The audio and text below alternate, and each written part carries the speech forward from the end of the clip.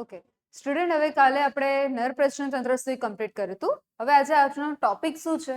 માદા પ્રજનન તંત્ર. તો માદા પ્રજનન તંત્રને આપણે સ્ત્રી પ્રજનન તંત્ર તરીકે પણ ઓળખીએ છીએ. સ્ત્રી પ્રજનન તંત્ર શું ધરાવે છે? તો કે પ્રજનન અંગો ધરાવતા હશે. પ્રજનન અંગોની અંદર કયા ભાગો છે? તો કે સૌથી પહેલા અંડપિંડ, જે એકજોડ છે. અંડપિંડની આગળ જે અંડકોષનું વહન કરતો હોય તે ભાગને કહેવામાં આવે છે અંડવાહિની, જેનું અંગ્રેજી નામ, ઇંગ્લિશ નામ છે ફેલોપિયન નલિકા. તો અંડવાહિની અથવા ફેલોપિયન નલિકા કહીશું. એ આગળ જઈને એક ઊંધા નાસપતિ આકારની રચના બને છે, જેને આપણે ગર્ભાશય કહેવાય. ગર્ભાશયની આગળનો ભાગ ગ્રીવા, અને ગ્રીવાથી આગળનો ભાગ યોની, અને યોની માર્ગની આગળ જો વાત કરીએ તો એને કહીશું યોની દ્વાર. તો આટલા ભાગો ધરાવે છે માદા પ્રજનન તંત્ર. માદા પ્રજનન તંત્રમાં સૌ પ્રથમ વાત કરીએ તો કે માદા પ્રજનન તંત્ર એ ઉદર ગુહામાં સ્થાન પામેલું છે. એટલે કે જે શરીર આપણે કે ત્રણ ભાગમાં છે, શીર્ષ, ઉરસ, ઉદર. તો ઉદર ભાગમાં આવેલું છે, જેની અંદર માદા પ્રજનન તંત્ર એ એક જોડ અંડપિંડ, એક જોડ અંડવાહિની, ત્યારબાદ ગર્ભાશય, ગ્રીવા, યોની માર્ગ ની આગળ આવેલો ભાગ યોની દ્વાર. આટલા ભાગ જોવા મળે છે. સૌપ્રથમ વાત કરીએ એક જોડ અંડપિંડ, તો કે પહેલો જે ભાગ છે તેને કહીશું અંડપિંડ. અંડપિંડ એ અંડાકાર આકારની રચના ધરાવે છે, જે એક જોડ આવેલું છે. અંડપિંડ એ મુખ્યત્વે અંડાકાર છે. જેનું મુખ્ય કાર્ય શું છે? તો કે અંડપિંડ એ અંડકોષનું નિર્માણ કરે છે. પણ જ્યારે કોઈ પણ સ્ત્રી તરુણાવસ્થા, આપણે કઈ યુવાના રંભની વાત કરીએ, 12 થી 13 વર્ષે, તેની પહેલા એટલે કે જન્મ સમયથી અંડપિંડમાં હજારોની સંખ્યામાં અપરિપક્વ અંડપુટિકા આવેલી હોય છે. હજારોની સંખ્યામાં અપરિપક્વ અંડપુટિકા એટલે તે સુધી તે જે અંડકોષ છે પરિપક્વ નથી હોતું. તે જન્મ સમયથી જ એના પાસે શું હશે? અપરિપક્વ અંડપુટિકા આવેલી હોય. આ જે અપરિપક્વ અંડપુટિકા છે, જે મુખ્યત્વે શું કાર્ય છે? એ નિષ્ક્રિય અવસ્થામાં છે. પણ જેમ જેમ એ યુવાન અવસ્થાનો આરંભ આવે, એટલે કે યૌવાના રંભે એ અપરિપક્વ અંડપુટિકા એ પરિપક્વ અંડકોષનું નિર્માણ કરે, અને નિર્માણ કર્યા બાદ તેને મુક્ત કરે છે. એટલે કે પરિપક્વ અંડકોષ મુક્ત કરવાનું કાર્ય જોવા મળે છે 12 થી 13 વર્ષ, ત્યારથી શરૂ થઈ જાય. ત્યારબાદ અંડપિંડ એ માદા જાતીય અંતઃસ્ત્રાવ તરીકે પ્રોજેસ્ટેરોન અને ઇસ્ટ્રોજનનો સ્ત્રાવ કરે છે. જો પ્રોજેસ્ટેરોન અને ઇસ્ટ્રોજનનો સ્ત્રાવ કરી રહ્યા છે, તેના લીધે માદા જાતીય ગૌણ લક્ષણોનું નિયમન થાય છે ઇસ્ટ્રોજન અને પ્રોજેસ્ટેરોન દ્વારા. તો આ પ્રક્રિયા અંડપિંડ વિશે કહેવામાં આવે. અંડપિંડમાં આ બધી રચના જોવા મળે. હવે અંડપિંડ જે છે એ અંડપિંડ થી આગળની તરફ બીજો ભાગ આવે જેને કહેવામાં આવે છે અંડવાહિની. અંડવાહિનીનું અન્ય નામ છે ફેલોપિયન નલિકા. ફેલોપિયન નલિકા એટલે કે અંડવાહિની છે. વાહિની, અંડ એટલે અંડકોશ, વાહિની જે વહન કરતો ભાગ. અંડવાહિની એ મુખ્યત્વે નિર્માણ પામેલો જે અંડકોશ છે તો અંડકોશને વહન કરે છે. એટલે કે જ્યારે અંડપિંડે અંડકોશ મુક્ત કર્યો તે દરમિયાન અંડકોશ અંડવાહિની મારફતે આગળ વહન પામે, તેને વહન માટેનો માર્ગ પ્રદાન કરે. પણ આ જે અંડવાહિની છે, અંડવાહિની એ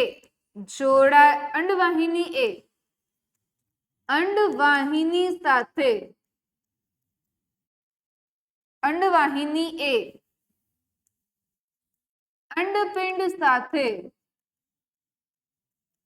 જોડાયેલી હોતી નથી, પણ તેનો એક છેડો,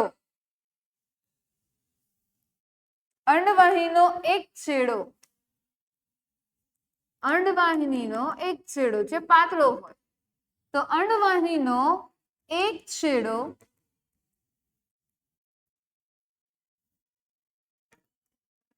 ગર્ભાશય સાથે જોડાયેલો હોય છે. તેની સાથે તે જોડાયેલો છે. જો તે એક છેડો ગર્ભાશય સાથે જોડાયેલો હોય તે દરમિયાન અંડવાહિનીની અંદર જ્યારે અંડકોશ વહન થાય તેના દ્વારા ગર્ભાશય સાથે જોડાયેલું છે, પણ અંડવાહિનીના પાતળા છેડાના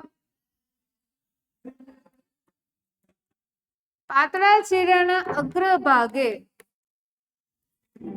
અંડકોશ અને શુક્રકોશનું જોડાણ થાય છે.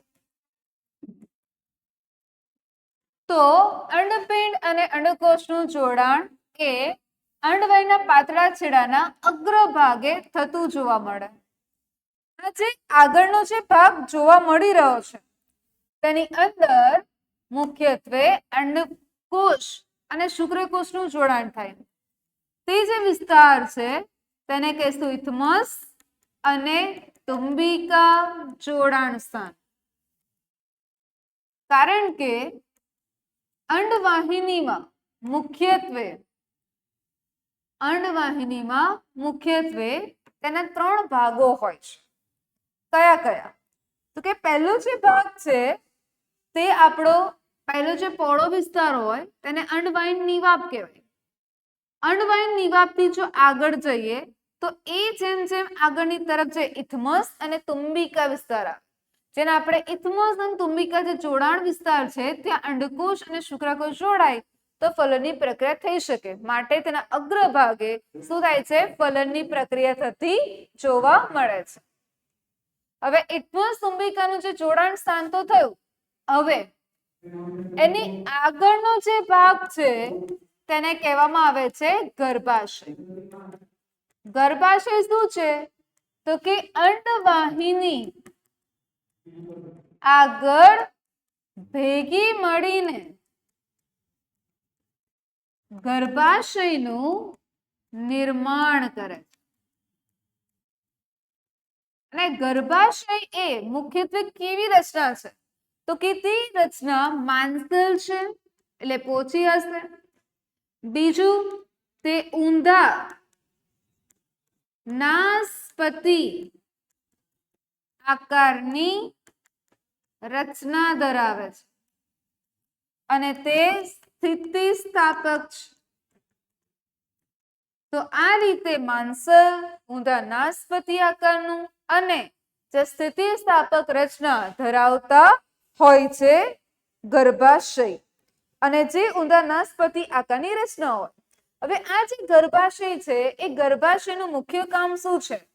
તો કે ગર્ભાશયનું મુખ્ય કાર્ય પહેલું કે જ્યારે કોઈ પણ ગર્ભ સ્થાપન થાય, તો ગર્ભ જ્યારે ફલન થઈ ગયું અંડકોશ શુક્રકોશ, તો તે સમયે ગર્ભ સ્થાપન કરવા માટે અને ગર્ભ સ્થાપન કરવા માટે અને તે ગર્ભને પોષણ પૂરું પાડે, તો ગર્ભને પોષણ પૂરું પાડે છે, જે મુખ્ય ખાસિયત છે.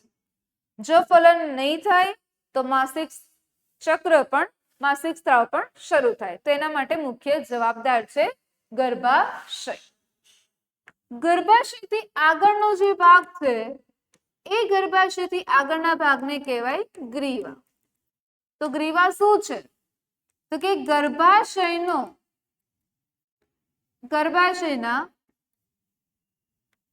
દુર્રસ છેડે સાંકડી રચના આવેલી હોય, જેને આપણે કહીએ છીએ ગ્રીવા. એટલે કે ગર્ભાશયના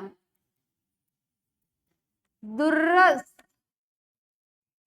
છેડાને અથવા દુર્રસ ભાગને કહેવામાં આવે છે ગ્રીવા. તો ગર્ભાશય દુર્રસ સાંકડો જે છેડો છે, દુર્રસ ભાગ અને પછી કેવો છે સાંકડો છેડો હોય, તેને ગ્રીવા કહેવાય.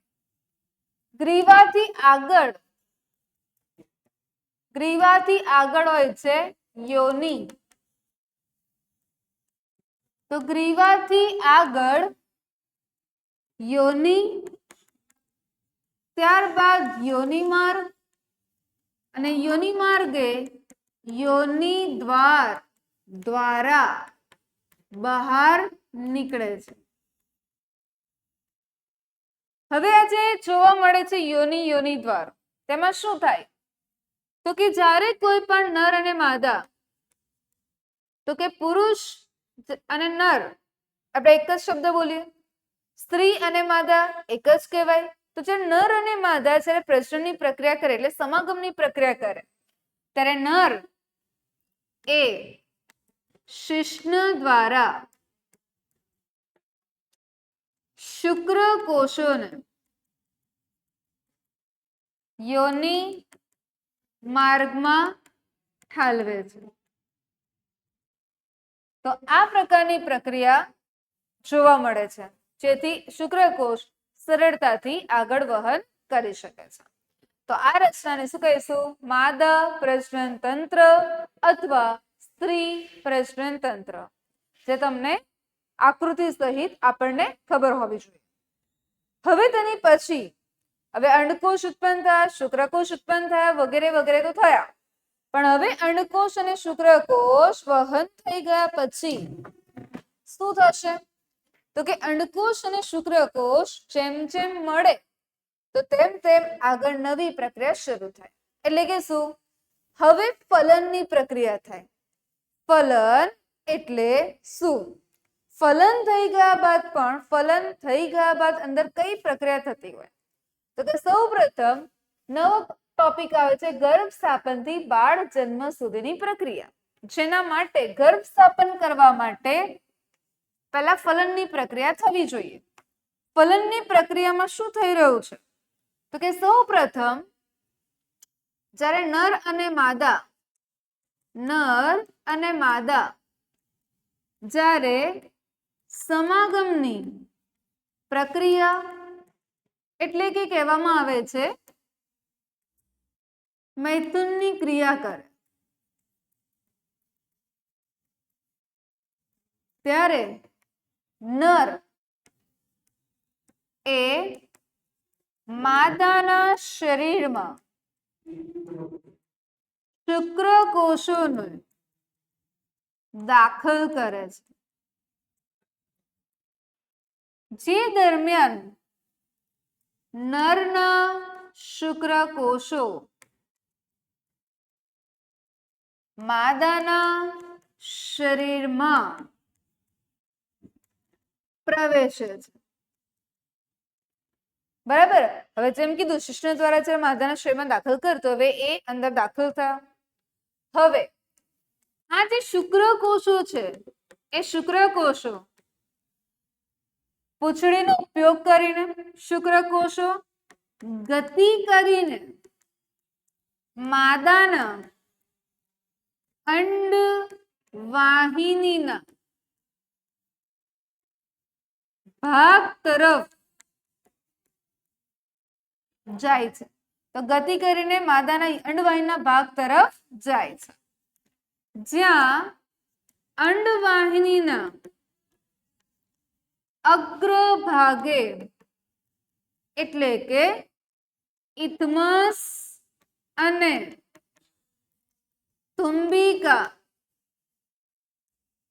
જોડાણ સ્થાને પહોંચે છે. જેમ અંડવાહિનીના અગ્રભાગે શુક્રકોષ ગતિ કરીને પહોંચે તે દરમિયાન શુક્રકોષ જે એકીય છે અને અંડકોષ જે એકીય છે એ અંડકોષ અને શુક્રકોષ બંને જોડાણ પામે, જેના લીધે ફલિતાંડ અથવા તો યુગ્મનજનું નિર્માણ થાય છે.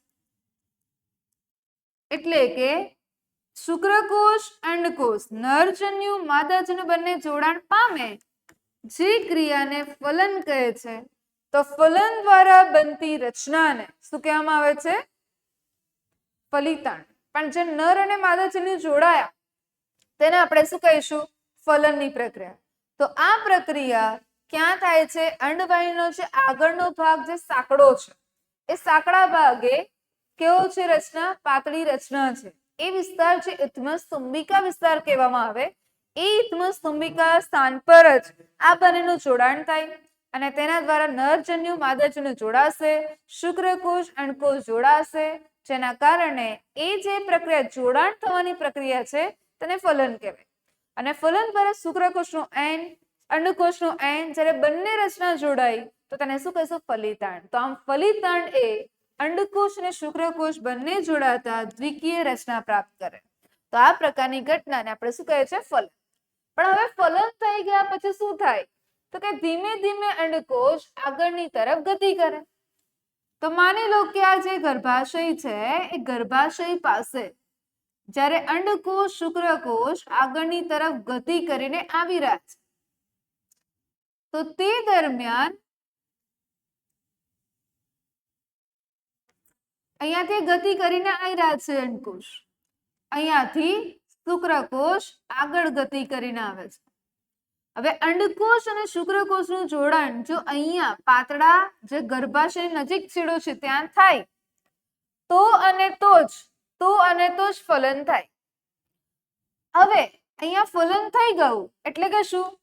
અંડકોષ છે, અંડકોષ ની સાથે આઈને જોડાય છે શુક્રકોષ. એક મૈથુનની પ્રક્રિયા દરમિયાન તે લોકો તંદુરસ્ત નર ઘણી બધી મોટી સંખ્યામાં શુક્રકોષ ઉત્પન્ન કરે. તેમાંથી અમુક જ શુક્રકોષો ઝડપથી ગતિ કરીને માદામાં જ્યાં અંડકોષ મુક્ત થઈ રહ્યો છે એ વિસ્તાર તરફ ગતિ કરે.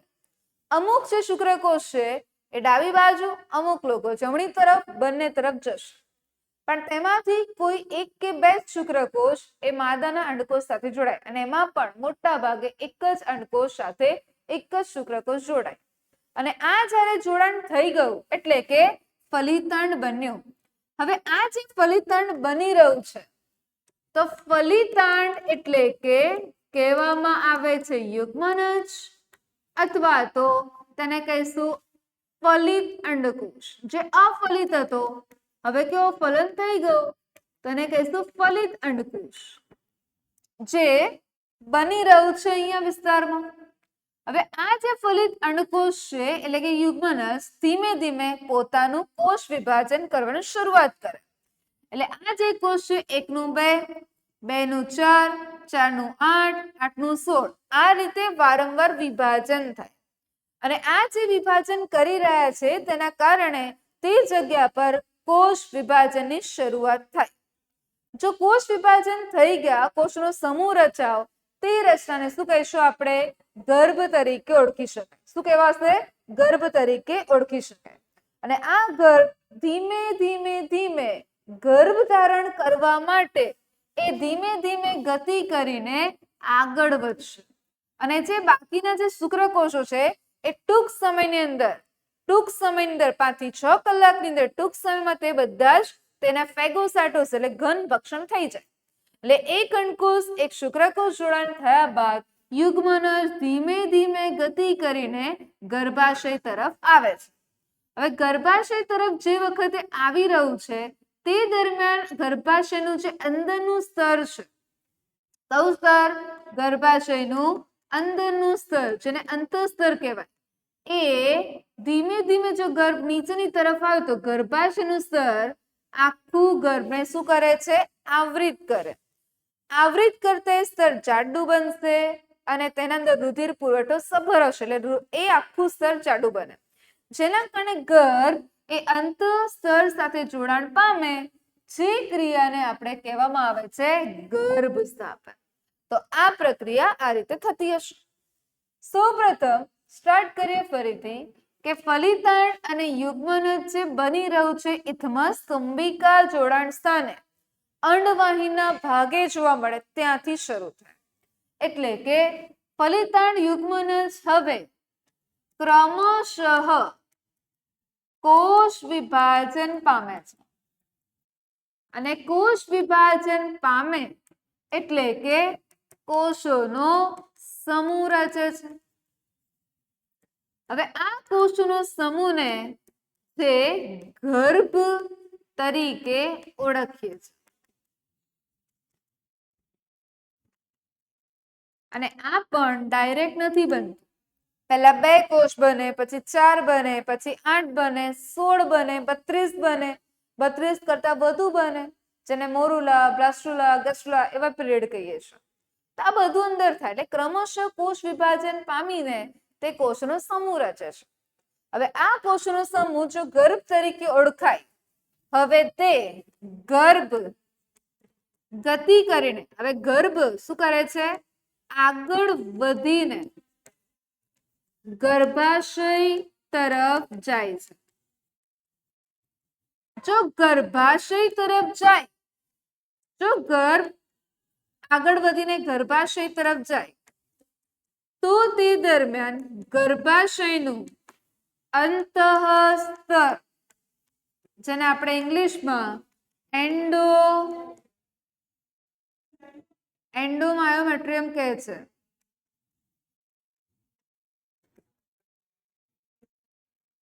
એ ગર્ભાશયનું અંતઃસ્તર ગર્ભને આવૃત કરે છે અને તે દરમિયાન ગર્ભાશયનું જે અંતઃસ્તર છે, ગર્ભાશયનું અંતઃસ્તર જાડું બને અને રુધિર પુરવઠા સમૃદ્ધ હોય છે, રુધિર પુરવઠાથી ભરપૂર હોય. તો આ પ્રકારની પ્રક્રિયા થતી હોય છે ગર્ભસ્થાપન. હવે જેમ જેમ ગર્ભ આગળની તરફ ગતિ કરતું હોય તે દરમિયાન તે આગળ ધીમે ધીમે જશે. હવે ગર્ભ ધારણ થઈ ગયું, અંતઃસ્તર વધુ ને વધુ જાડું પણ બની ગયું, પણ હવે પોષણ માટે તે શું કામ કરે? તો કે જેમ જેમ ગર્ભ ગર્ભાશયમાં આગળની તરફ ગયો, ગર્ભનું સ્થાપન થઈ ગયું, તે દરમિયાન માતાના શરીર પરથી આ બાજુ ગર્ભ તરફ નાના સૂક્ષ્મ પ્રબળધોનું નિર્માણ થાય. ગર્ભાશયની એની તરફ પણ નાના સૂક્ષ્મ પ્રબળધોનું નિર્માણ થાય. તો ગર્ભાશયની અંદર એક નાની અમથી તકતી રકાબી જેવી રચના બને છે. એ નાની અમથી તકતી રકાબી જેવી રચના એને કહેવાય છે જરાયુ. અને આ જરાયુની મારફતે માતાના રુધિરમાંથી એ પોષક તત્વો ગ્રહણ કરે અને જે પણ બાળક અહીંયા ભ્રૂણ અભી ગર્ભ છે ધીમે ધીમે વૃદ્ધિ કરશે, જે ગર્ભમાં રૂપાંતરિત થઈ રહ્યું છે તે પણ પોતાના જે પણ નકામા ભાગો છે જેને ચા પછીની પ્રક્રિયા કરતું CO2 બને છે, CO2 છે નકામા અપાચિત પદાર્થ બાળક એ જે ભ્રૂણ છે એ પોતાની માતાને જરાયુ દ્વારા આપશે, અને જે માતા છે જેને પોષક તત્વો જે છે એ પણ પોતાના બાળકને આપે. તો આ પ્રમાણે તે રચના જે જરાયુ કહેવામાં આવે, જરાયુ એ માતાના અને ભ્રૂણ વચ્ચે બનતી રચના છે, બરાબર, તેના દ્વારા તે કાર્ય કરતા હોય છે. એટલે કે શું, જે ગર્ભાશયનું અંતઃસ્તર જે જાડું બની ગયું એ ગર્ભાશયનું અંતઃસ્તર હવે ધીમે ધીમે માતાના રુધિરમાંથી ગર્ભને પોષણ મેળવવા માટે એક રકાબી જેવી વિશેષ રચના મળે છે. શું કીધું? માતાના ગર્ભમાં, બરાબર, માતાના ગર્ભમાં પોષણ મેળવવા માટે રકાબી જેવી રચના જોવા મળે છે, જેને શું કહીએ છે? જરાયુ. અને આ માતાના ગર્ભમાં જે પણ રુધિર છે એ રુધિરમાંથી ગર્ભ શું કરશે? પોષક તત્વો પ્રાપ્ત કરે છે. તો આ પ્રમાણે રચના જોવા મળે તો એ પણ હશે. અને આ રચના જે છે એ ગર્ભાશયની અંદર જ, તો માતાના શરીરમાં, માતાના રુધિરમાં રહેલો ગર્ભ એ પોષણ મેળવે છે. તો માતાના રુધિરમાંથી ગર્ભ પોષણ પ્રાપ્ત કરે. હવે શું થાય? તો કે જ્યારે પોષણ પ્રાપ્ત કરી રહ્યું છે તે દરમિયાન તેની દિવાલ પર, ગર્ભાશયની દિવાલ પર જરાયુ રચના આવેલી હોય.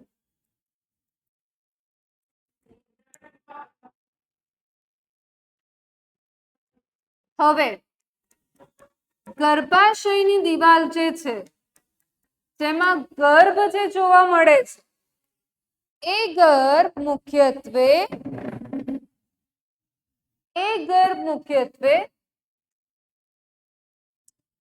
સૂક્ષ્મ પ્રવર્ત ધરાવે છે. સંપૂર્ણ સપાટી પર અવતરિત હોય અને ગર્ભાશયની દિવાલ પર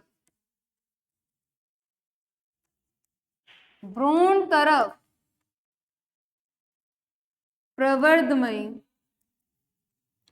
રચના આવેલી હોય.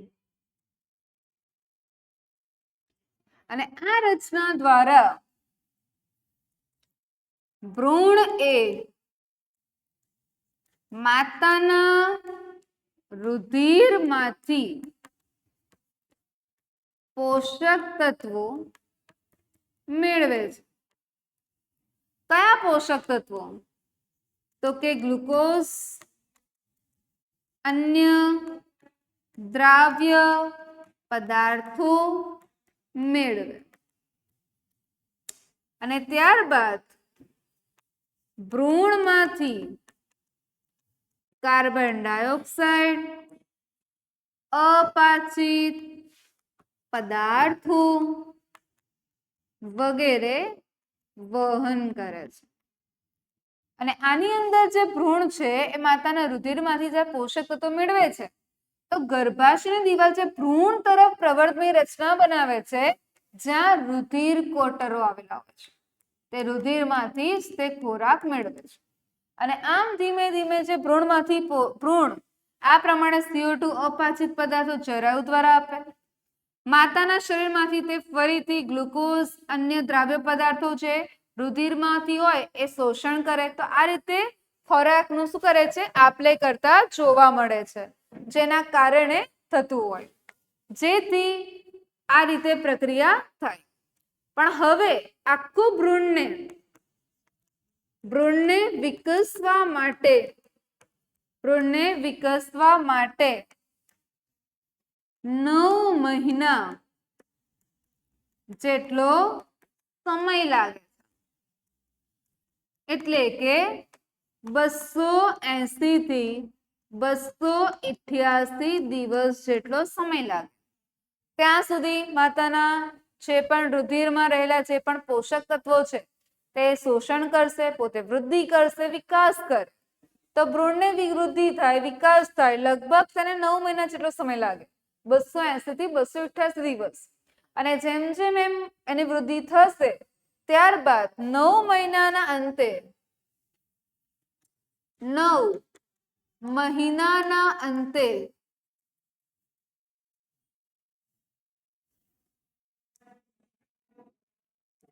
ભ્રૂણનો સંપૂર્ણ વિકાસ થઈ જાય છે.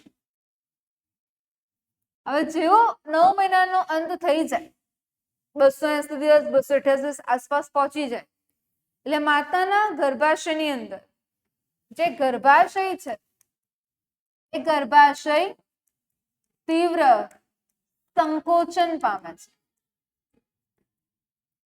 જેથી વિકસિત ભ્રૂણ એ શરીરની બહાર યોનિ માર્ગ મારફતે બહાર આવે છે, જેને બાળ જન્મ કહે છે. એટલે કે પ્રસૃતિની પ્રક્રિયા થાય છે. અને આમ બાળક 9 મહિનાના અંતે જ્યારે બહાર આવી જાય તેને બાળ પ્રસૃતિ એટલે બાળ જન્મની પ્રક્રિયા કહી દઈએ છીએ. અને આ પણ જે ગર્ભાશયની પેશીઓ છે, જે ગર્ભાશય વારંવાર શું કરે, તીવ્ર સંકોચન પામે. એટલે કે ગર્ભાશયની દિવાલ લયબદ્ધ સંકોચન પામશે. અને જ્યારે લયબદ્ધ સંકોચન પામે તો ધીમે ધીમે બાળક શું કરશે, જે વિકસિત ભ્રૂણ છે બાળક સ્વરૂપે બહાર મુક્ત થાય છે. તો આ પ્રકારની પ્રક્રિયાને શું કહીશું, ગર્ભ સ્થાપનથી લઈને બાળ જન્મ સુધીની પ્રક્રિયા થાય. બરાબર છે. અને હંમેશા આ રીતે પ્રક્રિયા થતી હોય. 9 મહિના જેટલો સમય લાગે, 280 થી 288 દિવસ સુધી. હવે અત્યાર સુધી આપણે એવું કીધું કે અંડકોષનું શુક્રકોષ સાથે ફલન થઈ રહ્યું છે, તો બાળકનો વિકાસ થઈ રહ્યો છે. શુક્રકોષ અંડકોષ જો જોડાણ ન થાય તો બાળક જન્મે ખરું? ન બને. કેમ? કારણ કે અંડકોષને શુક્રકોષ જરૂરી છે. જો અંડકોષને શુક્રકોષ ન જરૂરી હોય તો કઈ પ્રક્રિયા થાય? જરૂરી તો છે પણ જો મળે જ નહીં તો કઈ પ્રક્રિયા થશે, તો એના વિશે વાત કરીએ. સૌ પ્રથમ જ્યારે અંડકોષનું ફલન થતું નથી તો શું થાય? તો કે અંડકોષ અને શુક્રકોષ જો જોડાણ ન થાય, બંનેનું જોડાણ ન થાય તો માસિક ચક્ર ની શરૂઆત થાય. એટલે કે શું? તો કે અંડકોષ શુક્રકોષ ન જોડાણ પામે, માસિક ચક્રની શરૂઆત. તો માસિક ચક્રની જ્યારે શરૂઆત થાય, જે 12 થી 13 વર્ષની ઉંમરે માદામાં જોવા મળે, જેને રજો દર્શન તરીકે ઓળખીએ છીએ. જ્યારે માસિક ચક્રનો અંત 45 થી 50 વર્ષે ની ઉંમરે માદામાં જોવા મળે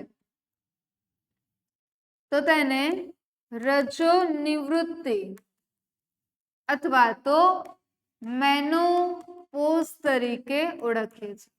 આ એનો જીવનકાળ છે.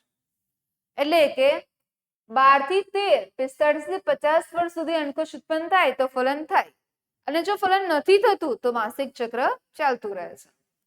તો આ પ્રકારની પ્રક્રિયા. હવે શું છે? તો કે ગર્ભાશયની અંદર જે ગર્ભાશયનું અંદરનું જે અંતઃસ્તર છે તે વારંવાર હર મહિના માટે ગર્ભ સ્થાપનની પ્રક્રિયા કરે. એટલે કે અંડકોષ જ્યારે અંડવાહિનીમાં ગતિ કરી રહ્યો છે, જો માદાના શરીરમાં ગર્ભાશય ગ્રીવા પાસે કોઈ પણ શુક્રકોષ નથી, તે દરમિયાન અંડકોષ ધીમે ધીમે ગતિ કરે છે. જો શુક્રકોષ ન મળે તે દરમિયાન ગર્ભાશયની અંદરની તરફ આવેલું જાડું સ્તર, જેને અંતઃસ્તર કહે, એ ધીમે ધીમે તૂટે. એટલે કે કોષો તૂટે એટલે કે ત્યાં શું સર્જાય? કોષ ભંગાર સર્જાય. પ્લસ શ્લેષ્મનો સ્ત્રાવ છે, તો રુધિર ભંગાર કોષો ધીમે ધીમે ગતિ કરે છે યોની તરફ, કારણ કે આ બધો ભાગ જે છે એ ધીમે ધીમે શું કરે છે? તૂટતો હોય. અને જો તૂટે એટલે એ રુધિર સ્વરૂપે શરીરની બહાર આવે છે, જે પ્રક્રિયાને આપણે રજોસ્ત્રાવ ઋતુસ્ત્રાવ કહેવામાં આવે. તો આ પ્રકારની પ્રક્રિયા થાય.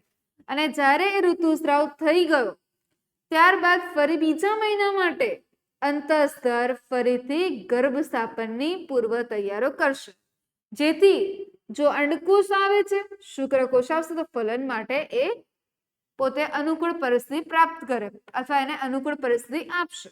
પણ જો ફરી બીજા મહિને શુક્રકોષ ન મળ્યા તો તે સમયે અંડકોષ ફરીથી ગર્ભાશય તરફ આવશે, ધીમે ધીમે ગતિ કરશે. અને ગતિ કરતા જો શુક્રકોષ નથી મળતા તો તે દરમિયાન તે કોષને શું કરે છે? કોષને તોડે છે. જો કોષને તોડી દેતા હોય તો તે દરમિયાન ફરીથી આ પ્રક્રિયા જારી થતી, ફરીથી આ પ્રક્રિયા વારંવાર થતી જોવા મળશે. તો આ પ્રકારની પ્રક્રિયાને આપણે શું કહીશું? માસિક ચક્ર અથવા તો ઋતુસ્રાવ તરીકે પણ ઓળખી શકીએ છીએ. ઓકે, તો આ પ્રકારની જે રચના છે એને આપણે હવે વર્ણન કરીએ. કારણ કે વારંવાર દિવાલ તૂટશે તો રુધિરવાહિની પણ તૂટશે. રુધિરવાહિની તૂટશે તો તેના કારણે આજુબાજુના જે કોષો છે એ પણ ધીમે ધીમે તૂટે અને જેના કારણે તે નીચેની તરફ આગળ આવતા જશે. ઓકે, ચાલો. માસિક ચક્રનો અંત થાય.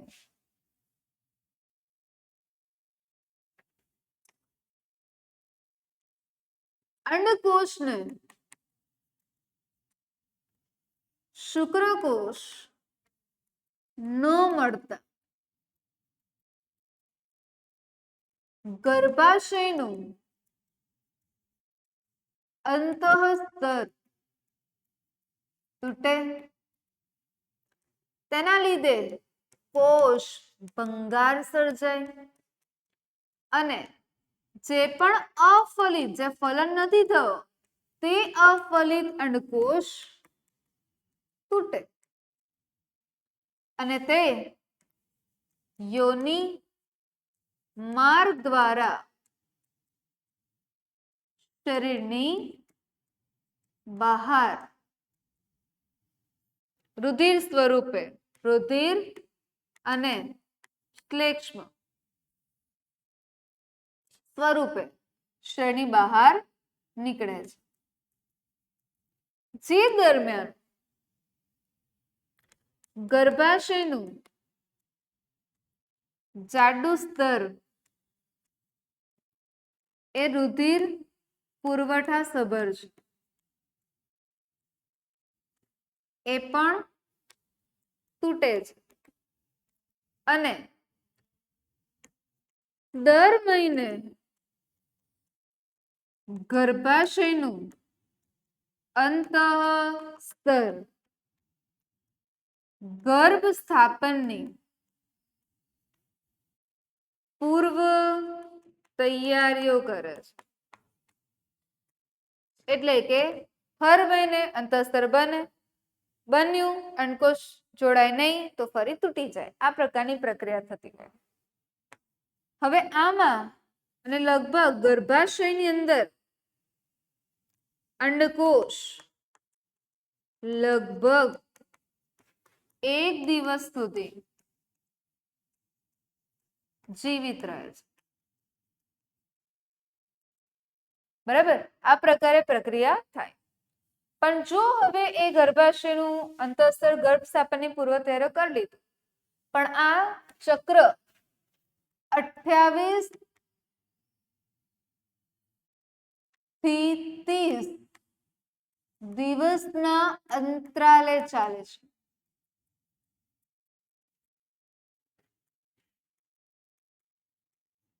એટલે કે કોઈ પણ માદા જો અત્યારે માસિક ચક્ર એનું ચાલતું હોય તો પછીના 28 દિવસ પછી એ ફરીથી ઋતુચક્ર જોવા મળે. તો ઋતુચક્ર 28 દિવસના અંતરે ફરીથી જોવા મળે છે, જેમાં ઋતુસ્રાવ એટલે કે જ્યારે અંડકોશ તૂટે છે, કોષભંગાર સર્જાય, અંડકોશ જે અફલિત છે ધીમે ધીમે તે ગતિ કરે અને રુધિર સ્વરૂપે બહાર નીકળે છે, તે જે ક્રિયા છે તેને આપણે શું કહીએ છીએ? ઋતુસ્રાવ. તો ઋતુસ્રાવનો સમયગાળો એ 2 થી 8 દિવસ દરમિયાનનો છે. તો એક ઋતુસ્રાવ અને બીજા ઋતુસ્રાવ વચ્ચેનો જે સમયગાળો છે તેને આપણે ઋતુચક્ર કહી શકો છો. પણ જ્યારે શરીરમાંથી રુધિર અને તેના સાથે શ્લેષ્મ અને ત્યારબાદ જે પણ અફલિત અંડકોશ શરીરની બહાર મુક્ત થાય છે, એ જે ક્રિયા છે તેને શું કહીશું આપણે? ઋતુસ્રાવ કહી શકો છો. તો આ પ્રકારની રચના પણ જોવા મળે છે. તો ઋતુસ્રાવ એ શરીરની અંદર વારંવાર હર મહિને આ પ્રકારની પ્રક્રિયા થતી હોય છે. ઓકે, તો આ માસિક ચક્ર માસિક ધર્મ તરીકે પણ ઓળખી શકાય. હવે આવે છે પ્રાજનિક સ્વાસ્થ્ય. અત્યાર સુધી આપણે કવર કર્યું કે લિંગી પ્રજનન છે, લિંગી પ્રજનન કરવા માટે અંગો છે, એ લોકોએ પ્રજનન કર્યું, બાળક આવ્યું, ન હોય તો કોઈ પણ અંડકોશ ને શુક્રકોશ ન મળતા તે તૂટીને ઋતુચક્ર બને. પણ વારંવાર જો ફલન થતું હોય છે માદાના શરીરની અંદર, તો માદાના સ્વાસ્થ્યને પણ શું થાય છે? અસર થઈ શકે. અને જો પ્રાજનિક સ્વાસ્થ્યની અંદર એ પણ પ્રજનનને લગતું સ્વાસ્થ્ય છે, તો પ્રજનનમાં કઈ રીતે એનું શું કરે સાર સંભાળ રાખવી જોઈએ. અને શું છે તો કે જેમ જેમ લોકો એટલે કે જે પણ વ્યક્તિઓ છે જે યુવા અવસ્થાએ જાય એટલે કે લૈંગિક અવસ્થા કહેવામાં આવે, તો લૈંગિક અવસ્થા દરમિયાન ધીમે ધીમે આજુબાજુના વ્યક્તિઓ દ્વારા દબાણ આપવામાં આવે બાળક પેદા કરવા માટે. તો લૈંગિક કે જાતીય પરિપક્વતા દરમિયાન વ્યક્તિ કોઈ પણ છે, નર છે કે માદા, તો વ્યક્તિ ઈચ્છે કે ન ઈચ્છતી હોય, વ્યક્તિ જો ઈચ્છે કે ન ઈચ્છતી હોય છતાં પણ મિત્રો દ્વારા કોઈ પણ એવી પ્રવૃત્તિમાં ભાગ લેવા માટે શું કરે છે? પ્રેશર આપતા હોય. તે દરમિયાન પણ આ પ્રકારની પ્રક્રિયામાં શું કરે? સ્વાસ્થ્ય જાળવવું પડે. એટલે કે એના કારણે શું થશે? કાર્ય સારું ન થાય. એટલે કે લૈંગિક પરિપક્વતા દરમિયાન તરુણોની અંદર પણ વિવિધ પ્રકારના દબાણ સર્જાય, મિત્રો વર્તુળ દ્વારા પ્રેશર આપવામાં આવે. ત્યાર પછી આજુબાજુના જે પણ સામાજિક ધોરણે જે પણ વ્યક્તિઓ છે, કોઈ પણ વ્યક્તિ 1-2 વર્ષ લગ્ન કર્યું છે, તે દરમિયાન પણ આમાં કે બાળક જોઈએ છે, તો તે દરમિયાન પણ ઘર તરફથી શું હોય છે? પ્રેશર મળતું હોય. વિવાહ પછી, લગ્ન પછી સંતાન જોઈએ એના માટેની આ પ્રવૃત્તિ પણ દબાણ આપવામાં આવે. ત્યારબાદ તેની અંદર જેમ કે વારંવાર બાળક આવે તો માતાના સ્વાસ્થ્યને પણ શું થશે? આડઅસર થઈ શકે. તો એ બધા દબાણને દૂર કરવું પણ જરૂરી છે. તો તેના માટે એક સૌથી પહેલો એક રોગ જોવા મળે છે, જે નામ છે એસટીડી, જેને આપણે ગુજરાતીમાં કહીએ છીએ જાતીય સંક્રમિત અથવા જાતીય સંક્રમણ થી થતા રોગ. તો પહેલા લખીશ જાતીય સંક્રમિત રોગ અથવા જાતીય સંક્રમણ દ્વારા થતા રોગ, જેને સેક્સ્યુઅલ ટ્રાન્સમિટેડ ડિસીઝ કહેવામાં આવે. જ્યારે નર અને માદા પ્રગાઢ શારીરિક સંબંધ દ્વારા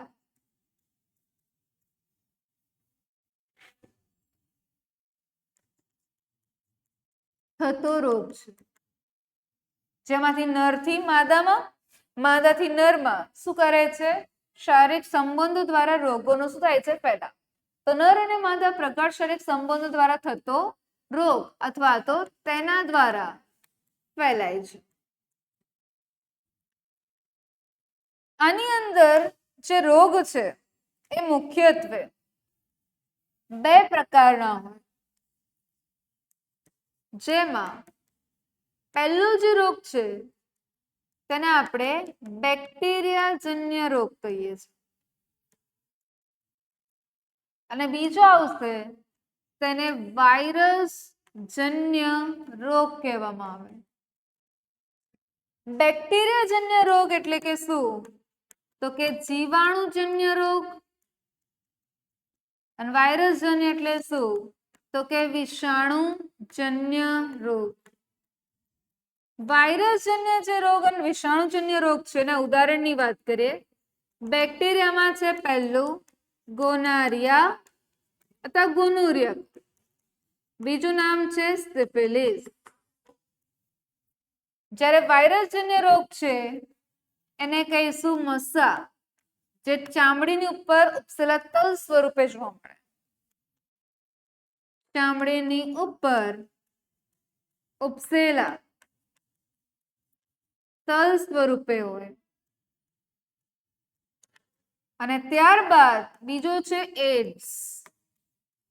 એ HIV વાયરસ થી થતો હોય, તો આના દ્વારા થાય છે. એકવાર ઇમ્યુનોડેફિશિયન્સી કહી શકો છો. HIV જે વાયરસજન્ય ઘટક છે, આ રોગ છે, HIV ના કારણે તેને એડ્સ રોગ થાય છે. તો આ પણ એક ખાસિયત છે. હવે આ બંને જે થઈ રહ્યા છે, જેથી નર અને માદામાં વિવિધ પ્રકારના લક્ષણો ઉદ્ભવી શકે છે. ખંજવાળ આવવી, સ્નિગ્ધ પ્રવાહી મુક્ત થવું, ઉપસેલા ફોલ્લા પડી જવા, જેથી નર અને માદાને અસર થઈ શકે. તો તાને અટકાવવા માટે અથવા તો થોડાક અંશે અટકાવવા માટે નિરોધનો ઉપયોગ કરી શકાય, જેથી નરથી માદામાં, માદાથી નરની અંદર જે બેક્ટેરિયા છે વાયરસ ફેલાઈ શકે નહીં, જેને કહેવામાં આવે છે. તો એને અટકાવવા નિરોધનો મહત્વાંશે ઉપયોગ કરી શકીએ છીએ. ઓકે, તો આ પ્રકારે રોગ જાતીય સંક્રમિત રોગ કહી શકો છો. હવે માનવ વસ્તી, તો કે વારંવાર લોકોએ જો સમાગમની પ્રક્રિયા કરે તો બાળક શું કરે છે? વધુ માત્રામાં ઉત્પન્ન થઈ શકે, જેથી માતા અને બાળક નું જે પણ સ્વાસ્થ્ય છે એ સ્વાસ્થ્યમાં પણ શું થાય છે? બદલાવ આવી શકે, એને પણ દબાણ ઉદ્ભવી શકે. તો તેને દૂર કરવા માટે શું છે? કોઈ પણ ભારત હોય કે અન્ય કોઈ પણ ભાગમાં, તો કે એને નિયંત્રણ કરવા માટે માનવ વસ્તીનું નિયંત્રણ કરવી જરૂરી છે. તો માનવ વસ્તીનું નિયંત્રણ કરવાની વિવિધ પદ્ધતિઓ છે. તો માનવ વસ્તીનું નિયંત્રણ એટલે કે શું? નરજન્યુ અને માદાજન્યુના જોડાણને અટકાવવામાં અથવા તો તેને અવરોધવામાં આવે છે. એટલે કે આને વસ્તી નિયંત્રણ તો છે જ, પણ જો નરજન્યુ અને માદાજન્યુ જોડાયું તો ગર્ભ બની જશે. તો તે ગર્ભને અવરોધવું છે, માટે તેને ગર્ભ અવરોધક અથવા તો ગર્ભ નિરોધક પદ્ધતિનો ઉપયોગ થાય છે. તો વસ્તી નિયંત્રણની પદ્ધતિ અથવા તો ગર્ભ અવરોધકની પદ્ધતિ ઓળખી શકાય છે, ગર્ભ નિરોધક તરીકે પણ ઓળખી શકાય. જે મુખ્યત્વે 3 પદ્ધતિઓ આવેલી છે, તેમાં સૌથી પહેલી પદ્ધતિ છે તેને કહીશું યાંત્રિક ગર્ભ અવરોધક પદ્ધતિ. ત્યારબાદ બીજી આવે છે તેને કહીશું રાસાયણિક ગર્ભ અવરોધક પદ્ધતિ. અને ત્યારબાદ ત્રીજી આવશે તેને કહીશું શસ્ત્રક્રિયા. તો આ 3 પદ્ધતિ છે જેથી અંડકોષ શુક્રકોષનું જોડાણ થતું આપણે શું કરી શકીએ છીએ, અટકાવી શકીએ છીએ. જેમાં પહેલી જે પદ્ધતિ છે યાંત્રિક ગર્ભ અવરોધક પદ્ધતિ. જે યાંત્રિક ગર્ભ અવરોધક પદ્ધતિ છે તેની અંદર સાધનનો ઉપયોગ થાય. જો સાધનનો ઉપયોગ થાય તેના કારણે નરજન્યુ એટલે કે શુક્રકોષ અને બીજું માદાજન્યુ એટલે કે અંડકોષ નું જોડાણ અટકાવવામાં આવે છે, જેના માટે નર અને માદા બંને માટે ઉપયોગી છે.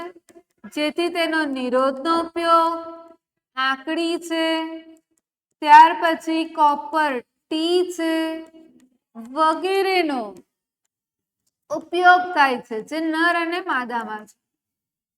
પણ આના કારણે જો નર અને માદામાં જેમ કે નર છે તો શિશ્ન પર દાખલ કરવામાં આવે, માદાનો નિરોધ છે તો તે મુખ્યત્વે યોનિ માર્ગ પાસે દાખલ કરવામાં આવે, જેનાથી અંડકોષ શુક્રકોષ જોડાઈ ન શકે. તો નિરોધ અને આંકડી જેવા સાધનોનો ઉપયોગ કરી શકાય છે. કોપરટી જે યોનિ માર્ગમાં સ્ત્રીઓની અંદર, માદામાં યોનિ માર્ગમાં દાખલ કરે, પણ તેના લીધે પણ વિપરીત આડઅસર જોવા મળે. એટલે આવા બધા સાધનનો ઉપયોગ કરીએ તો જે પણ અંડકોષ છે શુક્રકોષ એ જોડાણ કરી શકતું નથી, અને જો ફલન ન થાય તો ગર્ભનું નિર્માણ પણ થતું નથી. તો આ પ્રકારની રચના યાંત્રિક ગર્ભ અવરોધક પદ્ધતિ છે. એના જેવી બીજી આવે છે તેને કહીશું રાસાયણિક ગર્ભ અવરોધક પદ્ધતિ, જે ફક્ત ને ફક્ત માદા માટે છે. તો રાસાયણિક ગર્ભ અવરોધક પદ્ધતિ માદા માટે ઉપયોગી છે. જે રાસાયણિક ઘટકોને ગોળીઓ સ્વરૂપે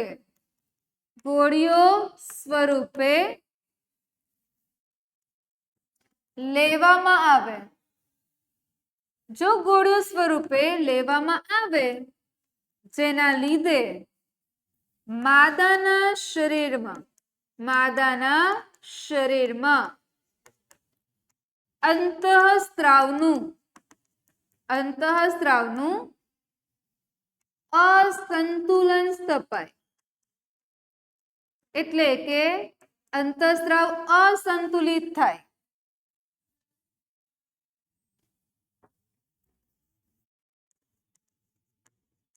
એટલે કે અંતઃસ્ત્રાવ અસંતુલિત થશે, અને જો અસંતુલિત થાય જેથી અંડપાત અથવા તો અંડપતનની ક્રિયા અવરોધાય છે. એટલે કે જે હર 28 થી 30 દિવસે જે એક અંડકોષ મુક્ત થાય છે અંડપીંડમાંથી એ મુક્ત નહીં થાય. જો એ મુક્ત નહીં થાય તો ફલન થશે નહીં, તો એમાં અવરોધ લાવે છે. જો અવરોધ લાવે તો અંડકોષ મુક્ત નહીં થાય, શુક્રકોષ જોડાણ નહીં થાય, તો ગર્ભ અવરોધાશે, ગર્ભ બનશે જ નહીં. તો આ પ્રકારની પ્રક્રિયા. પણ જો આની અંદર એક મુખ્ય પોઈન્ટ કે જે અંતઃસ્ત્રાવ અસંતુલિત થાય જેના કારણે અંડકોષ મુક્ત નથી થતો, અંડપીંડમાંથી અંડકોષ મુક્ત નથી થતો, અંડપાત અટકે છે, જેના લીધે શરીરમાં વિપરીત આડઅસર જોવા મળે. એટલે અંતઃસ્ત્રાવ અસંતુલિત થવાને લીધે. તો આ પણ એક ફક્ત માદા માટે ઉપયોગી ગર્ભ અવરોધક પદ્ધતિ છે. ત્યારબાદ ત્રીજો જે અવરોધક પદ્ધતિ છે જેને કહેવામાં આવે છે શસ્ત્રક્રિયા. જે નર અને માદામાં શુક્રકોષ અને અંડકોષ જન્યુના વહનને અટકાવે છે. એટલે કે નરજન્યુ શુક્રકોષ, માદાજન્યુ અંડકોષ જે આગળની તરફ જ્યારે ગતિ કરતા હોય તેને શું કરે છે? અસર કરે. એટલે કે નરમાં શુક્રવાહિનીને અવરોધે છે અને માદામાં અંડવાહિનીને અવરોધે છે. આ જે પદ્ધતિ છે જે ફક્ત ડોક્ટરોની સલાહથી જ કરવામાં આવે. જો યોગ્ય નિષ્ણાત ન હોય, બરાબર, અને યોગ્ય જે પણ એની લાયકાત વાળો ડોક્ટર ન હોય એની પાસે કરાવવામાં આવે, એટલે કે યોગ્ય લાયકાત ધરાવતા નિષ્ણાતો પાસે કરાવવામાં આવે. કારણ કે જો યોગ્ય નિષ્ણાતો પાસે કરાવવામાં ન આવે તો તેના લીધે ચેપ એટલે તેની કારણે સંક્રમણ થઈ શકે છે. બરાબર, ડોક્ટરની સલાહથી જ કરવામાં આવે, યોગ્ય લાયકાત ધરાવતા ડોક્ટરો પાસે કરવામાં આવે. જો યોગ્ય ડોક્ટર લાયકાત ન ધરાવતો હોય તો તેના કારણે જે પણ અંદરનો ભાગ છે શુક્રવાહિની કે અંડવાહિની તેને શું થઈ શકે છે? ચેપ લાગી શકે. અને જો ચેપ લાગી જાય, સંપૂર્ણપણે સુરક્ષિત ન હોય તો ચેપ પણ લાગે અને એના સિવાય બહુ બધી સમસ્યા પણ થઈ શકે. તો ચેપ અને સમસ્યા થશે ક્યારે? જ્યારે યોગ્ય લાયકાત ધરાવતા ડોક્ટર પાસે આપણે ન કરાવીએ તો આ પ્રકારની પ્રક્રિયા થતી હોય. પણ જ્યારે શુક્રવાહિનીને અવરોધ એટલે શુક્રવાહિનીને બાંધીને પેલા કાપી દે પછી બાંધી દે, જેને આપણે પુરુષ નસબંધી કહીએ છીએ. અને ત્યારબાદ માદામાં જ્યારે માદાની અંડવાહિની કાપે તો પુરુષ નસબંધી જેમ નર નસબંધી કહો, આને આપણે કહીશું સ્ત્રી નસબંધી. જેથી અંડકોષ શુક્રકોષો બને તો ખરા, પણ અંડવાહિની કાપી દીધી તો અંડવાહિની અંડકોષ જે વહન કરે છે તેને અવરોધાઈ જાય. એટલે અંડકોષ આગળ જઈ નહીં શકે ગર્ભાશયમાં, તો ફલન ન થાય. શુક્રવાહિની પણ જ્યારે શુક્રવાહિનીને પણ કાપી દઈએ, બાંધી દે તો શુક્રકોષ ઉત્પન્ન થાય પણ એ જોડાણ થઈ શકે નહીં. તો આ પ્રકારની જે પ્રક્રિયા છે તે શસ્ત્રક્રિયા તરીકે ઓળખવામાં આવે. અને આ જે પદ્ધતિ છે તેના કારણે આખાની અંદર એક કાયમી અવરોધ લાવે છે. આ પ્રક્રિયાથી હવે અંડકોષ શુક્રકોષ ક્યારે પણ વહન થતું નથી. તો આ પ્રકારની રચના આપણે શું કહીશું? ગર્ભ નિરોધક પદ્ધતિ અથવા ગર્ભ અવરોધક પદ્ધતિ કહીએ છીએ.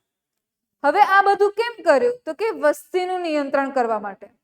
તો કે જેટલા પણ પ્રજનનની ક્રિયા દ્વારા જે પણ નર અને માદા પોતાના બાળકને ઈચ્છે, પણ વારંવાર જો પ્રજનન કરવાના કારણે શું થશે? તો કે વધારે પડતી બાળ સંતતિ આવશે અને કંટ્રોલ પણ કરવું પડે. કારણ કે જો વસ્તી વધારો થઈ જાય તો આપણે આર્થિક છે, સામાજિક છે, ઘણી બધી તંગી ઉદ્ભવી શકે છે.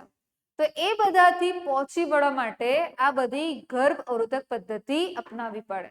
અને જેના કારણે ઘણી બધી પ્રકારની આપણે ગર્ભ અવરોધક પદ્ધતિ ઉપયોગમાં લઈશું. ઓકે, એટલે આ રીતે ગર્ભ અવરોધક પદ્ધતિ આપણે નિયંત્રણ, વસ્તી નિયંત્રણ માટે, જન્મદર મૃત્યુદર નિયંત્રણ કરવા માટે ઉપયોગી છે. ઓકે, સ્વાધ્યાયના ઇન્ડેક્સ ક્વેશ્ચન લઈએ. પરાગનની ક્રિયા એ ફલનની ક્રિયાથી કેવી રીતે ભિન્ન છે? તો કે પરાગનની ક્રિયા જે પુષ્પમાં વાત કરીએ આપણે, તો પુંકેસરની પરાગરજ એ સ્ત્રી કેસરના પરાગાશન પર સ્થળાંતરણ થાય, જેને પરાગનયન કહીએ છીએ. પણ ફલનની ક્રિયા એ શું છે? જ્યારે નરજન્યુ અને માદાજન્યુ બંને જોડાણ પામતા હોય તેને આપણે શું કહીએ છીએ? ફલનની પ્રક્રિયા. તો એ પરાગનયનની ક્રિયામાં પરાગરસનું જો વહન થાય પરાગવાહકો દ્વારા, પણ નરજન્યુ માદાજન્યુ જે જોડાશે તેને ફલન કહીએ. બરાબર, તો આ રીતે તેનો ભેદ થાય. શુક્રાશય તેમજ પ્રોસ્ટેટ ગ્રંથિની ભૂમિકા શું છે? તો કે શુક્રાશય અને પ્રોસ્ટેટ ગ્રંથિની ભૂમિકા શું છે? તો કે જે શુક્રવાહિનીમાં સ્ત્રાવ થાય છે તે દરમિયાન શુક્રકોષોને ચલિતતા પ્રદાન કરવા માટે, શુક્રકોષને ગતિશીલતા પ્રદાન કરવા માટે અને તેને ટૂંક સમય થોડા સમય માટે પોષણ પણ પૂરું પાડે. મતલબ ગતિશીલતા અને પોષણ પૂરું પાડવા માટે શુક્રાશય અને પ્રોસ્ટેટ ગ્રંથિ રસાયણ મુક્ત કરે, જે મુખ્ય તેની ભૂમિકા છે. ત્રીજો ક્વેશ્ચન શું છે? યુવાના અવસ્થા યૌવનારંભે છોકરીઓમાં કયા પરિવર્તનો આવે? જેમ કે અવાજ ભારે થવો. ભારે થવો છોકરીઓ પૂછી છે તો ભારે આવે ના, શું આવશે? અવાજ તીણો થવો. ત્યાર પછી તેના પાસે અવાજ પાતળો થઈ ગયા બાદ માસિક ચક્રની શરૂઆત થવી, સ્તન ગ્રંથિનો ભાગ ઉપસે, સ્તન ગ્રંથિનો ભાગ જે સ્તનાગ્ર ભાગ છે ઘેરો બનશે. ત્યાર પછી જે માસિક ચક્ર શરૂ થઈ જાય તો આ બધા લક્ષણો તેની અંદર જોવા. હાથ પર રૂવાટી આવે, સ્કિન પર ત્વચા પર તૈલી ગ્રંથિ દ્વારા તેલ ચીકણી ત્વચા બને. બરાબર, તો આ બધી પ્રક્રિયા, આ બધા જે પરિવર્તનો છે છોકરીઓમાં જોવા મળે. માતાના શરીરમાં ગર્ભસ્થ ભ્રૂણને પોષણ કેવી રીતે પ્રાપ્ત થાય? તો માતાના શરીરમાંથી ગર્ભસ્થ ભ્રૂણને માતાના રુધિરમાં રહેલા પોષક તત્વ જરાયુ દ્વારા બાળકને ભ્રૂણને મળે. ભ્રૂણ ચયાપચય પદાર્થો CO2 માતાને આપશે, પણ માતાનું પૂછ્યું છે તો માતા જે પણ ખોરાક ખાય છે, ગ્લુકોઝ છે, એમિનો એસિડ, જે પણ અન્ય દ્રાવ્ય પદાર્થો એ જરાયુ મારફતે બાળકને ભ્રૂણને આપશે. તો પોષણ જરાયુ દ્વારા થતું હોય છે. જો કોઈ સ્ત્રી કોપર-ટીનો ઉપયોગ કરી રહી છે તો શું આ તેને જાતીય સંક્રમિત રોગોથી બચાવ રક્ષણ આપશે? જો કોપર-ટી ગર્ભાશયમાં દાખલ કરવામાં આવે તો અંડકોષ શુક્રકોષ જ્યારે વહન કરી રહ્યા છે તે તો માદાના શરીરમાં દાખલ થઈ જશે. એટલે અંડકોષ શુક્રકોષ જોડાણ માટે માતાના શરીર સાથે નરના જે શુક્રકોષો છે, નરનું જે શરીર છે સંક્રમિત થાય, એકબીજામાં જોડાણ પામતા તે બચાવી ન શકે. તો કોપર-ટીનો ઉપયોગથી જાતીય સંક્રમિતથી થતા રોગ, બેક્ટેરિયાજન્ય, વાયરસજન્ય રોગોથી બચાવી શકાતું નથી. તેના માટે જે પદ્ધતિ છે તે નિરોધ છે યાંત્રિક ગર્ભવરોધક પદ્ધતિમાં વપરાય છે. તેના ઉપયોગથી સંક્રમિત બચી શકાય, ક્યારે પણ કોપર-ટીથી નહીં. ઓકે, ચલો સ્વાધ્યાયના ક્વેશ્ચનની વાત કરીએ. સૌથી પહેલા ક્વેશ્ચન શું છે? ખાલી જગ્યામાં અલિંગી પ્રજનન કલિકા સર્જન દ્વારા થાય છે. અમીબા, યીસ્ટ, પ્લાઝ્મોડિયમ કે લેશમાનિયા? તો આપણને ખબર કે યીસ્ટમાં થાય. અમીબામાં દ્વિભાજન ભાજન હોય, પ્લાઝ્મોડિયમ ભાજન બહુભાજન હોય, લેશમાનિયા ભાજન દ્વિભાજન. માટે કલિકા સર્જન છે તો આન્સર બી. નેક્સ્ટ ક્વેશ્ચન છે, નીચે આપેલા પૈકી માનવના માદા પ્રજનન તંત્રનો ભાગ નથી. અંડાશય, ગર્ભાશય, શુક્રવાહિકા કે અંડવાહિની? તો કે શુક્રવાહિકા એ નરમાં જોવા મળે, માટે એ માદા પ્રજનન તંત્રનો ભાગ નથી. નેક્સ્ટ ક્વેશ્ચન છે, પરાગાશયમાં ખાલી જગ્યા હોય, વજ્રપત્ર, અંડાશય, સ્ત્રીકેસર? તો કે પરાગરજ હોય, કારણ કે પરાગરજનો સંગ્રહ પુકેસરના પરાગાશયની અંદર થતો જોવા મળે છે. ચલો, અલિંગી પ્રજનનની તુલનામાં લિંગી પ્રજનનથી શું લાભ થાય છે? અલિંગી પ્રજનનથી લિંગી પ્રજનન તંત્રમાં શું લાભ થાય? તો કે પહેલા તો લિંગી પ્રજનન કીધું છે ને, તો લિંગી પ્રજનનની અંદર મુખ્યત્વે બે પિતૃઓની જરૂર હોય. જો બે પિતૃઓની આવશ્યકતા હોય તો તેના લીધે જન્યુ નિર્માણ થાય, અને જન્યુ નિર્માણ એ મુખ્યત્વે અર્ધસૂત્રી ભાજન દ્વારા થાય છે. બરાબર, કારણ કે 46 રંગસૂત્ર મમ્મીના, 46 રંગસૂત્ર પિતાના, પણ જ્યારે અંડકોષ શુક્રકોષ બને તો બંને અડધું થશે, અર્ધીકરણ, તો 23 રંગસૂત્ર, તો એમાં જન્યુ નિર્માણ થશે. બીજું, જન્યુ જોડાણ કરતા જે ફલનની પ્રક્રિયા થાય, ફલનના કારણે જે ફલિતાંડ બને છે તેના દ્વારા જે ભ્રૂણ વિકાસ પામે તેમાં ભિન્નતાઓ વધુ જોવા મળે અને જો ભિન્નતાઓ વધુ જોવા મળશે તો તેના કારણે આગામી પેઢીમાં ધીમે ધીમે ઉદ્વિકાસ માટેનો આ શું છે એક મુખ્ય લાક્ષણિકતા છે લિંગી પ્રજનન માટે. તો ભિન્નતા સર્જન કરવા બે પિતૃના જોડાણ માટે, નવા સર્જન જોડાણ માટે અને જે પણ ભિન્નતા સર્જાઈ એ પેઢી દર પેઢી લક્ષણોના વારસાગમનમાં આનુવંશિકતા માટે પણ ઉપયોગી છે. તો આ રીતે તેની તુલના આપણે કરી શકીએ. જ્યાં અલિંગીમાં બે પિતૃની આવશ્યકતા નહીં, જેને જોડાશે નહીં તો ભિન્નતા મળશે નહીં અને જો ભિન્નતા ઓછી હશે તો ઉદ્વિકાસ માટે કેવું હશે તે ઓછું કાર્યરત છે. તો આ રીતે તેની આવશ્યકતા હોય છે. માનવના શુક્રપિંડનું કાર્ય તો કે માનવનું શુક્રપિંડનું પહેલું કાર્ય છે શુક્રકોષોનું નિર્માણ કરે છે અને ત્યારબાદ નર જાતીય અંતઃસ્ત્રાવ તરીકે કોનું સ્ત્રાવ કરશે? ટેસ્ટોસ્ટેરોનનું સ્ત્રાવ કરે, જેથી નર જાતીય ગૌણ લક્ષણનું નિયંત્રણ થઈ શકે, જેથી અવાજ ઘેરો બનવો વગેરે વગેરે પરિસ્થિતિ આપણે કહી શકીએ છીએ. ઋતુસ્ત્રાવ શા માટે થાય છે? તો કે ઋતુસ્ત્રાવ કેમ થાય? તો કે જ્યારે અંડકોષ અને શુક્રકોષ ન મળે, જો અંડકોષ અને શુક્રકોષ ન મળે એટલે કે ફલન ન થાય ત્યારે ઋતુસ્ત્રાવ જોવા મળે. અને જ્યારે ઋતુસ્ત્રાવ ક્યારે અટકી જશે? તો કે કોઈ પણ વ્યક્તિ જ્યારે સગર્ભાવસ્થામાં છે તે દરમિયાન ઋતુસ્ત્રાવ ન જોવા મળે. પણ આ ઋતુસ્ત્રાવ થવાનું મુખ્ય કારણ શું છે?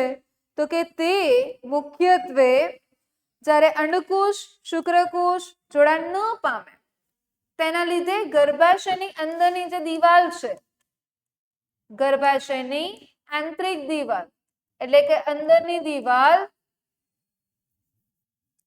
તૂટે, જેથી રુધિર વાહિની અને જે પણ રુધિર છે એ શરીરની બહાર નીકળે છે. આ પ્રકારે ઋતુસ્ત્રાવ એ અંડકોષ શુક્રકોષ ન જોડાણ થવાના કારણે જ્યારે આંતરિક ગર્ભાશયની દિવાલ તૂટે છે તેના કારણે ઋતુસ્ત્રાવ થાય છે. બરાબર. ત્યારબાદ નેક્સ્ટ ક્વેશ્ચન છે પુષ્પના આયામછેદની નામ નિર્દેશનયુક્ત આકૃતિ દોરી સમજાવો. તો કે પુષ્પની અંદર મુખ્ય 4 ભાગો છે. કયા કયા ભાગો છે? પહેલી અંદરનો ભાગ જેને કહીશું સ્ત્રીકેસર, પછી આવશે પુંકેસર. જો પુંકેસર આવેલું છે તો તેની ફરતે રંગબેરંગીનો ભાગ જેને કહેવામાં આવે છે દલપત્ર. ત્યારબાદ નીચેની તરફ આવેલો ભાગ જેમાં લીલા રંગના પાંદડાની રચના બનશે વજ્રપત્ર. તો આ રીતે આયામછેદ હોય, પણ નામ નિર્દેશનયુક્ત આકૃતિ તો ચાલે નહીં. તો સૌથી પહેલા જે લીલો ભાગ છે તેને વજ્રપત્ર કહીએ. ત્યારબાદ કલરિંગ પાર્ટ હોય તેને કહીશું દલપત્ર, જેના એકમોથી દલ ચક્ર બને. પછી સ્ત્રીકેસર, પછી પુંકેસર. પુંકેસરની અંદર સૌ પ્રથમ પરાગાશય હોય, ત્યાર પછી તંતુ હોય અને આ બંનેથી બનતી રચનાને પુંકેસર કહેવામાં આવે. અને જ્યારે સ્ત્રીકેસરની અંદર સૌથી પહેલો ભાગ પરાગાસન જોવા મળે, ત્યારબાદ પરાગવાહિની જોવા મળે અને છેલ્લા બીજાશય જોવા મળે અથવા તેને અંડાશય કહો છો. એનાથી બનતો ભાગ સ્ત્રીકેસર. તો આ રીતે આયામછેદની આકૃતિ આપણે વર્ણવી શકીએ છીએ. ત્યારબાદ ગર્ભ નિરોધકની વિવિધ રીતો કઈ છે? તો આપણે 3 પદ્ધતિ 3 રીતોની વાત કરી. કઈ કઈ? તો કે પહેલું યાંત્રિક ગર્ભ અવરોધક પદ્ધતિ,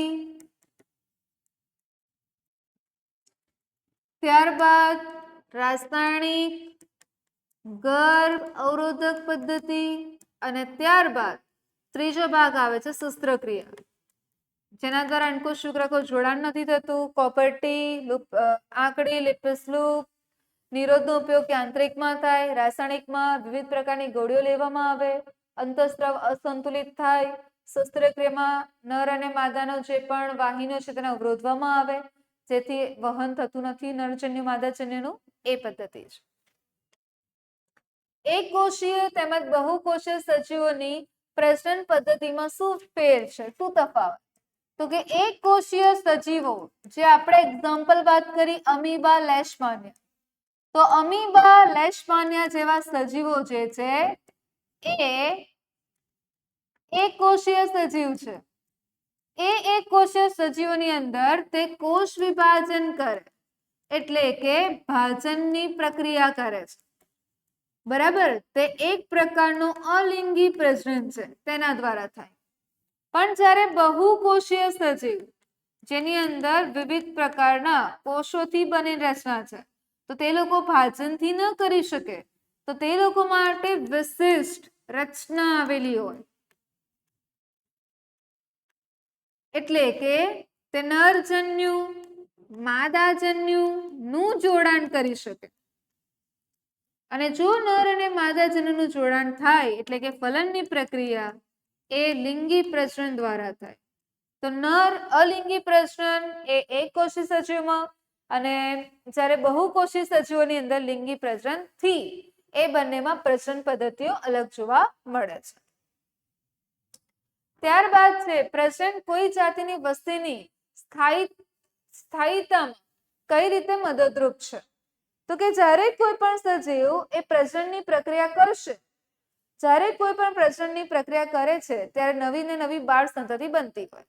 જો નવી ને નવી બાળ સંતતિ બનતી હોય, તો તેના કારણે એ લોકોની પ્રજનનની પ્રક્રિયા દ્વારા જ પોતાનું સ્થાયિત્વને સ્થાયિત્વ ટકાવી રાખશે. તો પ્રજનનની પ્રક્રિયા દ્વારા બાળ સંતતિનું નિર્માણ થાય, અને બાળ સંતતિનું નિર્માણ કરવા માટે પ્રજનનની ક્રિયા ઉપયોગી છે. તો પ્રજનનની ક્રિયા દ્વારા બાળ સંતતિનું નિર્માણ થાય, જેથી જાતિની વસ્તીનું સ્થાયિત્વ જળવાય છે. ઓકે, જેથી પેઢી દર પેઢી લક્ષણો તો જશે. તો આ પ્રમાણે પ્રજનનની ક્રિયા દ્વારા સ્થાયિત્વ જળવાતું હોય છે કોઈ પણ જાતિ. ગર્ભ નિરોધકની યુક્તિ કે સાધનો અપનાવવાના કયા કારણ હોઈ શકે? હવે કોઈ પણ ગર્ભ અવરોધક પદ્ધતિ છે, ગર્ભ નિરોધક અથવા યુક્તિઓ કહો કે સાધનો છે, અપનાવવાના કયા કારણો હોઈ શકે?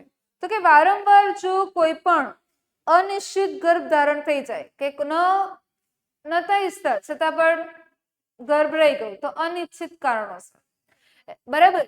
કારણ કે એ સમયે એને કોઈ મેન્ટલી હેલ્થ ઇસ્યુ છે, શારીરિક કોઈ ઇસ્યુ છે, કોઈ પણ પ્રકારના પ્રોબ્લેમ હોય, તો તેના માટે તો અનૈચ્છિક હોય. બીજું તો કે જ્યારે માનવ વસ્તી વધી રહી છે, તો એના માટે પણ હોય, અને ક્યારે કોઈ રોગ થતો હોય તેના માટે ઉપયોગી. તો પહેલી જે પદ્ધતિ છે, એ 3 પ્રયુક્તિ આપણે વાત કરી લઈએ. ગર્ભ નિરોધક યુક્તિઓમાં એક તો રોગોથી, એટલે કે જાતીય સંક્રમિત રોગોથી બચવા માટે અથવા રોગો અટકાવવા માટે. ત્યાર પછી અનિશ્ચિત ગર્ભ ધારણ થઈ ગયું હોય, તો આ પ્રકારની પ્રયુક્તિ આપણે લઈ શકીએ છીએ. ઓકે, અને તેના દ્વારા કોઈ પણ, અને છેલ્લો એક તો પોઈન્ટ હોય કે માનવ વસ્તી જે છે, માનવ વસ્તી વધી ગઈ હોય, તો માનવ વસ્તીના નિયંત્રણ માટે પણ ઉપયોગી છે. તો આ રીતે ગર્ભ અવરોધક યુક્તિ અથવા સાધનો અથવા પદ્ધતિનો આપણે ઉપયોગ કરી શકીએ છીએ. ઓકે.